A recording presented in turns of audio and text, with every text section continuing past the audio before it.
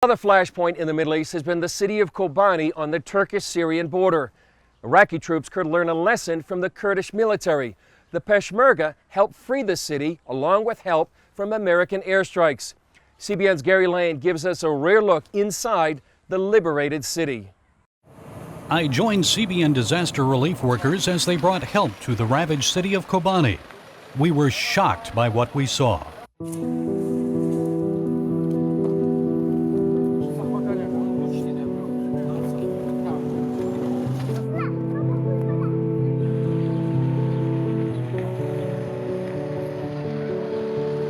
As you can see, much of this town has been destroyed.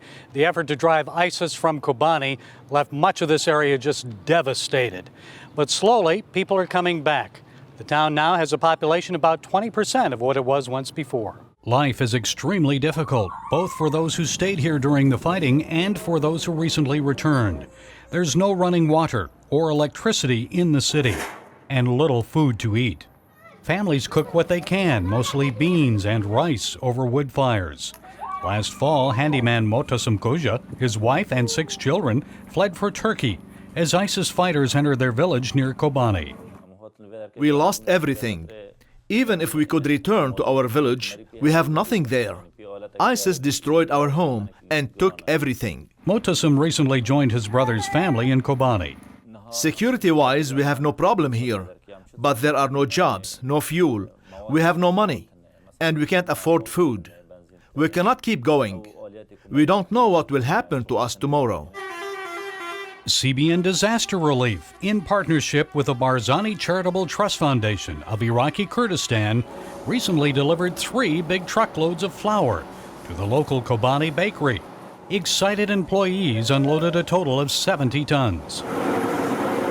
The bread factory is the only working bakery of its kind in the area.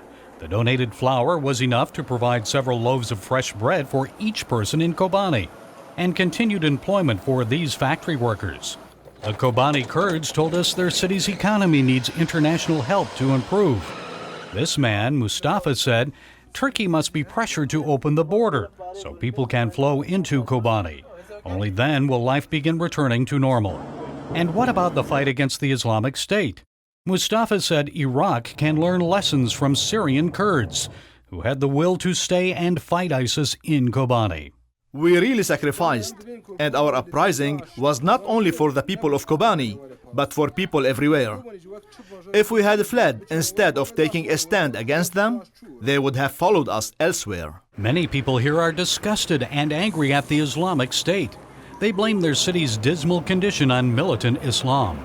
Some told us they no longer want to be Muslim. We found them yearning to learn more about God's love and Christianity.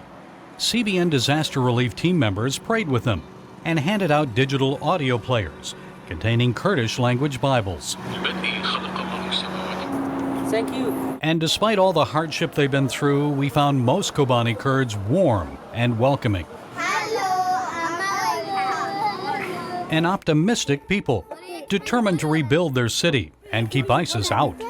They will not be able to stay here because everybody in Kobani will stand against them and fight them. Motasım said the people of Kobani desperately need the world's help if they're to feed their families and rebuild the city.